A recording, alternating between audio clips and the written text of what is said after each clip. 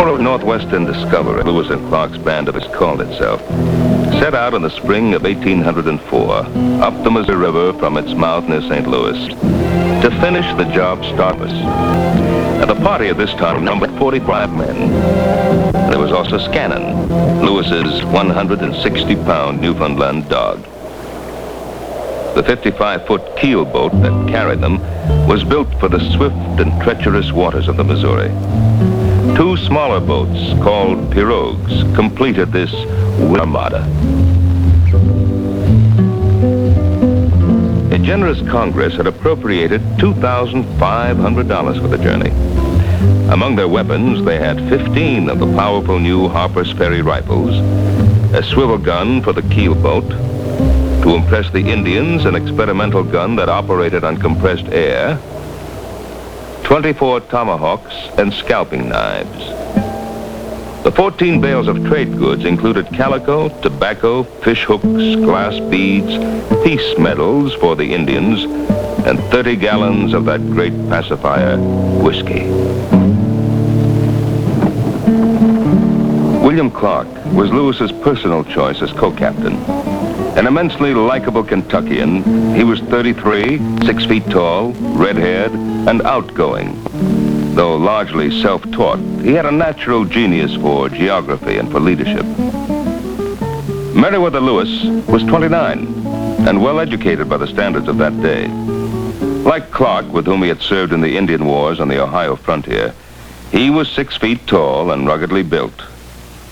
Unlike Clark, he could be moody and withdrawn. Lewis came from the landed gentry of Albemarle County, Virginia. He was a familiar visitor at Monticello, the home of Thomas Jefferson, being a neighbor and protege. And when Jefferson became president in 1801, he made Lewis his private secretary, and together they planned the Western expedition that Lewis was to lead. The United States in 1801 ended at the Mississippi River. Beyond lay the vast territory of Louisiana. The river. Beyond lay the vast territory of Louisiana, owned by France. It stretched from the Mississippi to the Continental Divide and was as yet virtually unexplored. Come in. The most far-seeing statesman of his time, Jefferson was determined to send an expedition that would discover the long-sought Northwest Passage across the continent and establish the United States as a continental nation. This was his third attempt. Here, in his study at Monticello, he had gathered together all that was known about the West. Much of this information was wishful thinking. No one knew for sure the Rocky Mountains were really there. But the time was ripe to find out, for in 1803, Napoleon Bonaparte unexpectedly sold all of Louisiana to the United States for $11 million. Jefferson wanted precise, detailed knowledge about all aspects of this fabulous acquisition.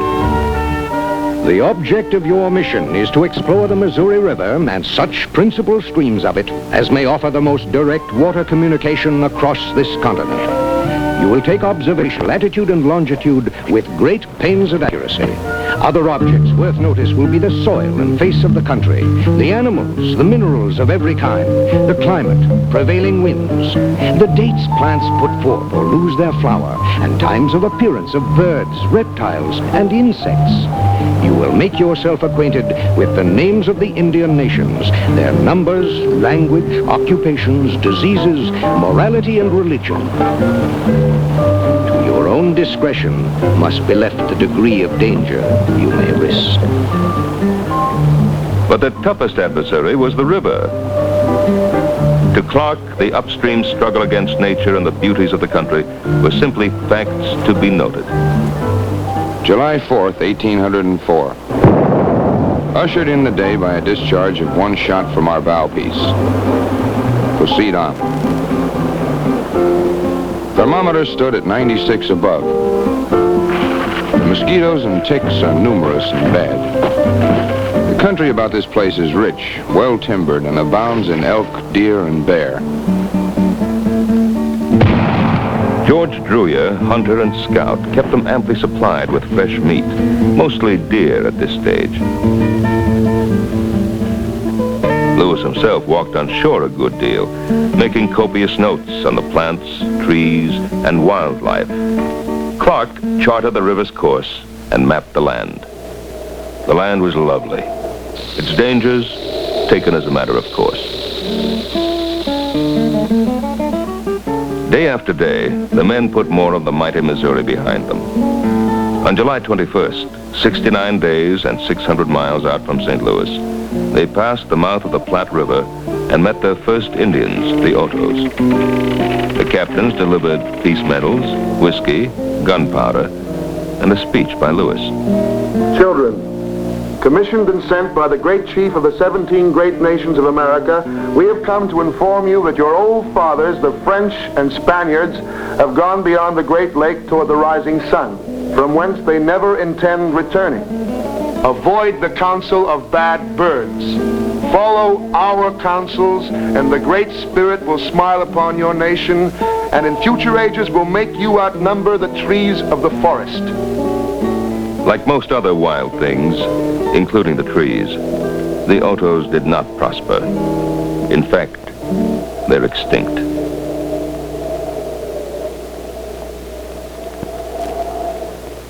Moving on into South Dakota, they came to the high plains. Lewis filled his journal with notes on its beauty and wildlife.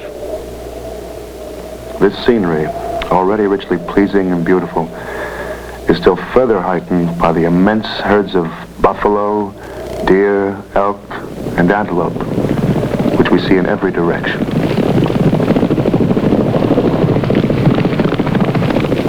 No white man before or since have ever seen such a profusion of game. In 1800, 60 million buffalo roamed the plains. In 1890, 1,000 were left. 1 million buffalo were killed just for their tongues.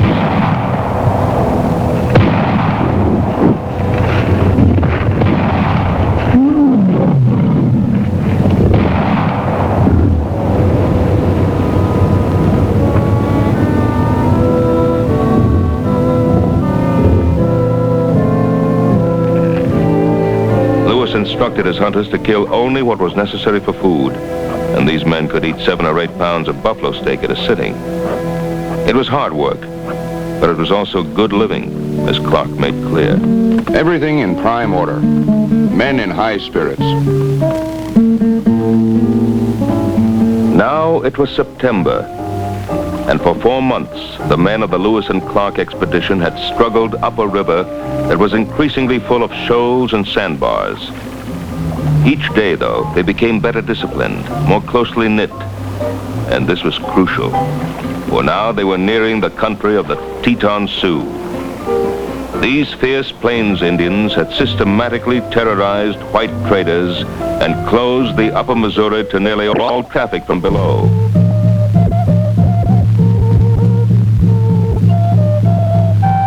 On the morning of September 25th, across the river from Pleasant Pier, South Dakota, there began a tense 3-day ordeal with the Teton Sioux.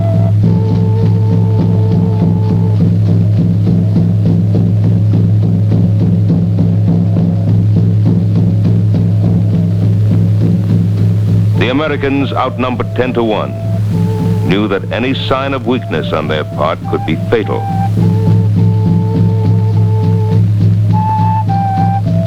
The next 2 days and nights were filled with dances, speech-making, and feasts of roasted dog meat. The Sioux also showed off their latest battle trophies.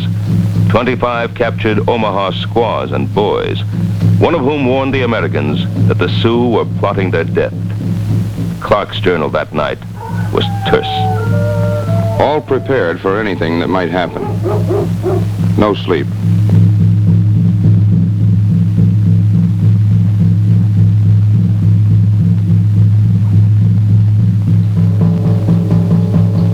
The showdown came that morning. Lewis told the chiefs that his party was moving on. Suddenly, some Indians seized the keelboat's bowline. For a moment, it was touch and go. Clark trained the swivel gun on the Indians and flung some tobacco to the chief. The Sioux backed down. And for the next 80 years, they fought their losing battle with the white man.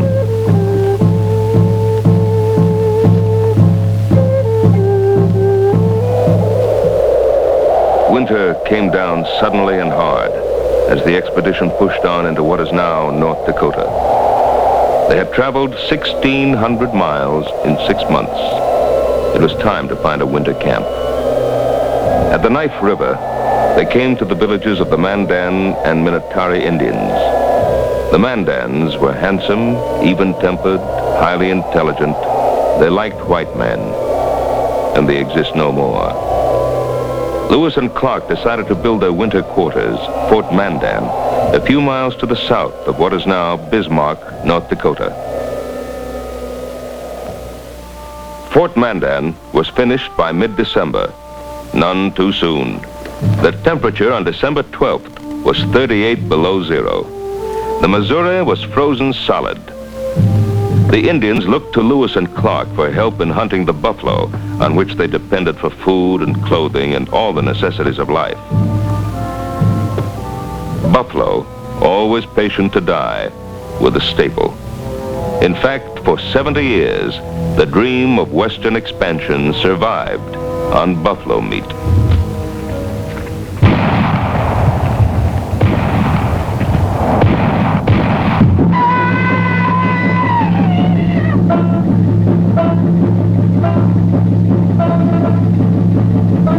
The winter also had its diversions. On New Year's Day, 1805, Lewis gave the men leave to visit the Mandan villages and join in the celebrations.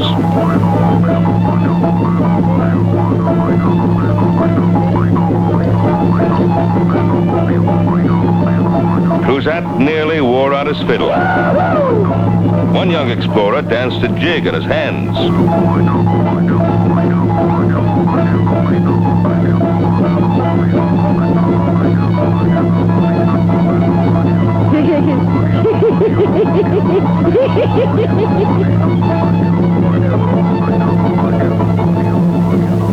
On February 11th, Lewis and a Canadian trader named René Gissom helped an Indian woman give birth. The mother's name was Sakakawea. It was a captured Shoshone whose people lived at the foot of the Rocky Mountains. That winter, the captains learned that they would need horses to cross the Rockies. The Shoshones had good horses. Sakakawea might be of help in finding them. Her husband, a French trapper named Charbonneau, had already joined the expedition as an interpreter. The captains decided to take Sakakawea with them when they headed west. In March, the Missouri ice let go. It was the signal for the long push to the Pacific. The keelboat was returning to St. Louis, loaded with Indian artifacts, plants and seeds, notes, and even a live prairie dog for President Jefferson. From here on, it would be 31 men, the Indian woman and her baby, in 2 pirogues and 6 dugout canoes. Through April and most of May, the Corps of Discovery made steady progress, up to 27 miles a day. They reached the mouth of the Yellowstone River April 25th. They reached the Milk River May 8th, the Musselshell May 20th. Late in May, the party entered a strange, dreamlike landscape. Lewis called these formations the Castle Rocks. The hills and river cliffs we passed today exhibit a most romantic appearance. The bluffs of the river rise to the height of from 200 to 300 feet. As we passed on, it seemed as if those scenes of visionary enchantment would never have an end. This is the only long stretch of the Missouri, which remains today much as it was when Lewis and Clark came through. This vision...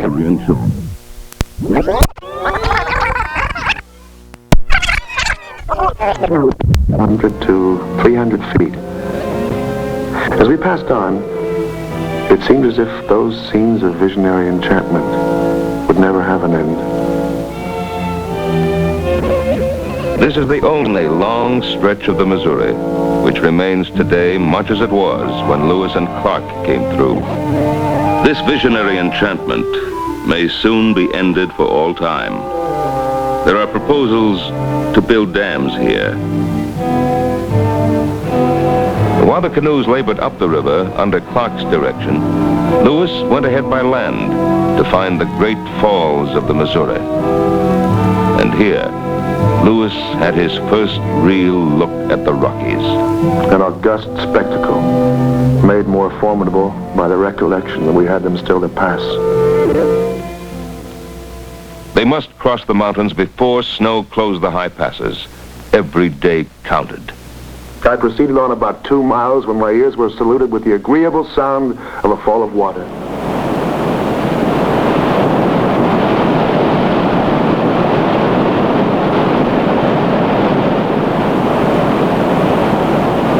A roaring too tremendous to be mistaken for any cause short of the great falls of the Missouri. I wish I might be able to give to the world some just idea of this truly magnificent and sublimely grand object, which has from the commencement of time been concealed from the view of civilized men.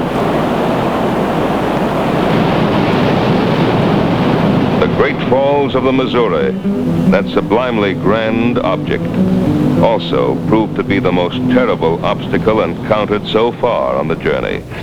For the river fell 412 feet in 10 miles. It took 31 days of back-breaking labor under a blistering sun to complete a 17-mile portage around the falls.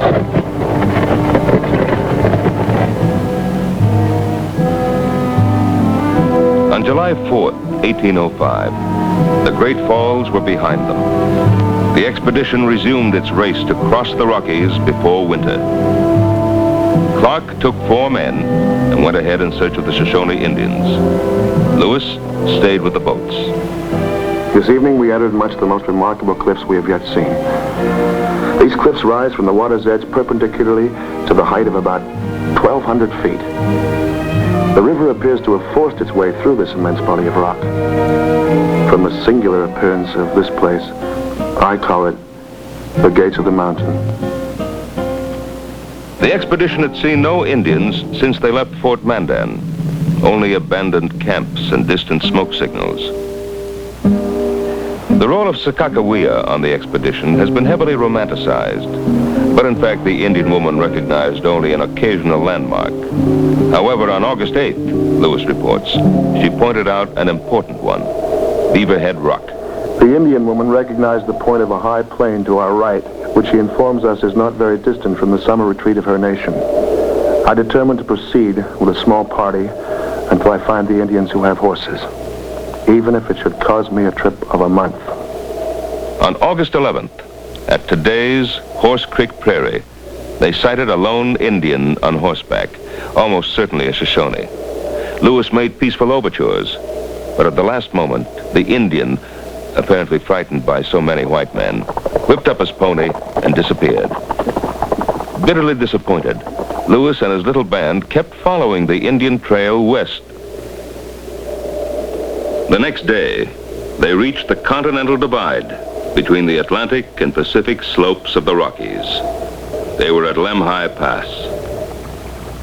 2 miles below, McNeil had exultingly stood with a foot on either side of a little rivulet, and thanked God that he had lived to bestride the heretofore deemed endless Missouri.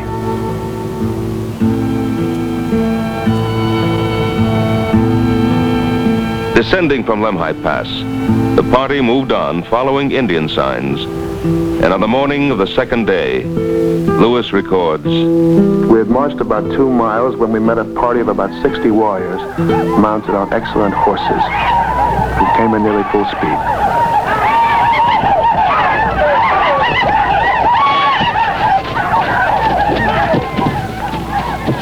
These men embraced me very affectionately in their way, frequently vociferating the word Ahier, ahier. That is, I am much pleased. I am much rejoiced. Lewis and Clark had traveled 3,096 miles, mapped all of it, noted the flora and fauna, the watercourses, the mineral deposits, recorded Indian languages and customs, and kept the expedition intact. Ahead of them lay the Rockies, the Pacific, and the return trip next year. By a coincidence that no dramatist would permit himself, the Shoshones that Lewis had found were Sakakawea's own people, and their chief, Kameawait, was her brother. Kameawait told them of a trail far to the north, used by the Nez Perce Indians to cross the mountains. This trail was very bad, he warned. They would find no game. Nonetheless, the captains set out to find it. Now, it was a land expedition. Always visible to the west were the jagged peaks of the main Bitterroot Range of the Rockies, which still had to be crossed. Clark's journal tells the story. This day passed over immense hills and some of the worst roads that horses ever passed. High, rugged mountains in every direction as far as I could see. The want of provisions, together with the difficulty of passing these immense mountains, has dampened the spirits of the men and induced us to resort to some way to revive them. While the main party continued as best it could, Clark went ahead with 6 hunters to find food. They broke free of the mountains and found the Nez Perce on the warm western slopes at Wee Prairie. Lewis and the others got there 2 days later. The captains established cordial relations with the local chief, Twisted Hair. The friendship struck up here lasted for 70 years, until a long succession of betrayals and broken promises forced the Nez Perce to revolt. The United States Army then destroyed them.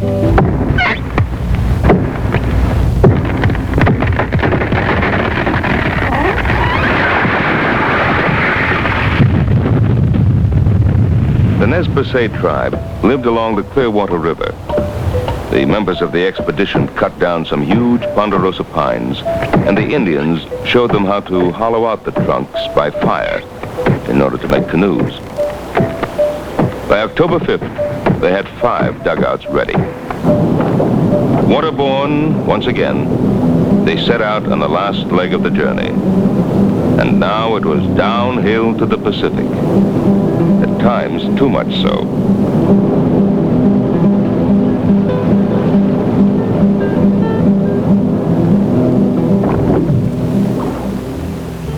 Once free of the Clearwater Rapids, they made fast time. By October 10th, they were 60 miles down the Clearwater to its junction with another big river that they called the Lewis.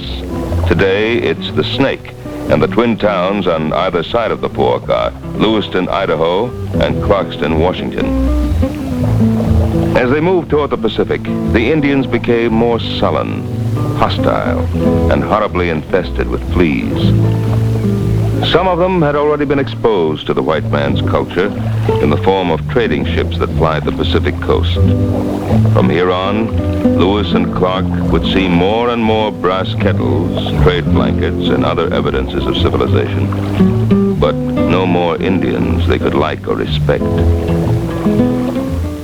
On October 16th, they came at last to the broad Columbia, the great river of the West. There was little excitement. Too many rivers and too many hardships lay behind them. Clark's journal comment was terse, as usual. The river is remarkably clear and crowded with salmon.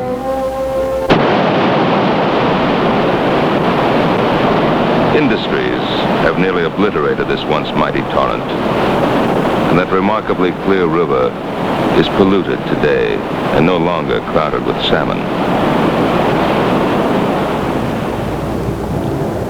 Wet, exhausted, and undernourished from their diet of salmon and dog meat, they finally rounded Chinook Point on November 15th, nearly 2 years after leaving St. Louis, and saw before them the Pacific surf breaking on the shore.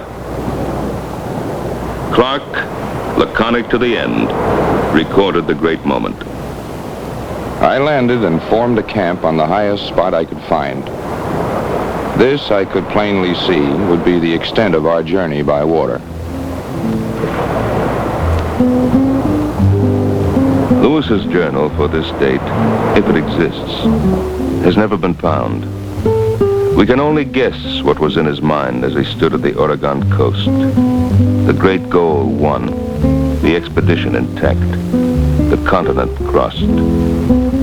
Just as we can only guess what was in his mind 3 years later, when he took his own life in a lonely shelter on the Natchez Trace in Tennessee. Perhaps, for a visionary like Lewis, success itself had a melancholy sound. Finding frontier marked the end of a long era, the era of American innocence. From this moment, there could be no turning back from the dangers and vexations of world power. They built a small fort near the coast where they would live through the miserable, rain-soaked winter. And it was at Fort Clatsop that Lewis and Clark began putting their rough notes in order and setting down all that they now knew of that vast and fertile wilderness which they had been the first to cross and which would soon exist no more.